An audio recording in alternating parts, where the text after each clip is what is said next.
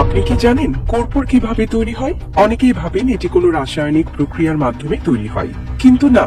কর্পূর তৈরি হয় প্রাকৃতিক ভাবে, ক্যাম্ফর গাছ থেকে।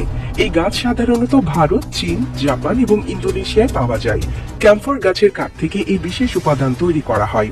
ক্যাম্ফর তৈরির জন্য প্রথমে ক্যাম্ফর গাছের কাঠ সংগ্রহ করা হয়। গাছ কাটার পর সেই কাঠগুলোকে বড় ট্রাকে করে ফ্যাক্টরিতে নিয়ে আসা হয়। ফ্যাক্টরিতে এই কাঠগুলো বিশেষ মেশিন দিয়ে প্রক্রিয়াজাত করা হয়। প্রথমে কাঠের ছাল বা বাকল ছাড়িয়ে নেওয়া হয়, কারণ ছাল কাঁচামালের কাজে লাগে না। এরপর কাঠগুলোকে বড় বড় ব্লকের আকারে কেটে নেওয়া হয়। এরপর এই ব্লকগুলোকে আরো ছোট ছোট টুকরোয় ভাগ করা হয়। যখন কাঠ কাটা হয় তখন থেকেই এর বিশেষ এক ধরনের ক্যাম্ফরের গন্ধ ছড়াতে শুরু করে। এটি সেই গন্ধ যা আমরা পুজোতে বা নানা ধর্মীয় কাজে ব্যবহৃত কর্পূর থেকে পাই। এই কাঠের টুকরোগুলোকে পরে বড় একটি পাত্রে রাখা হয়।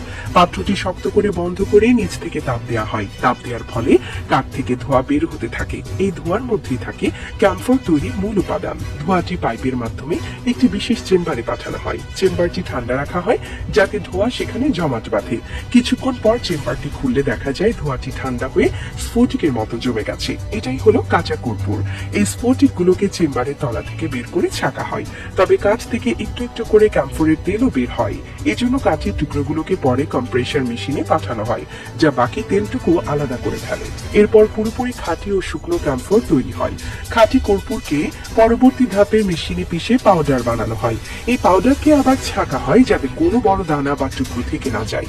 এবার এই পাউডারের সঙ্গে বাইন্ডিং এজেন্ট মেশানো হয়, যা কর্পূরকে শক্ত ট্যাবলেটের আকার দিতে সাহায্য করে। পাউডার প্রস্তুত হলে এটি ট্যাবলেট মেশিনে পাঠানো হয়। এই মেশিন স্বয়ংক্রিয়ভাবে পাউডার থেকে ছোট ছোট কর্পূরের ট্যাবলেট তৈরি করে। এরপর এই ট্যাবলেটগুলোকে পরীক্ষা করা হয় যাতে গুণগত মান নিশ্চিত হয়। শেষে ট্যাবলেটগুলো সুন্দরভাবে প্যাকেট বা বস্তায় ভরা হয়। তারপর এগুলো বাজারে পাঠানো হয় বিক্রির জন্য।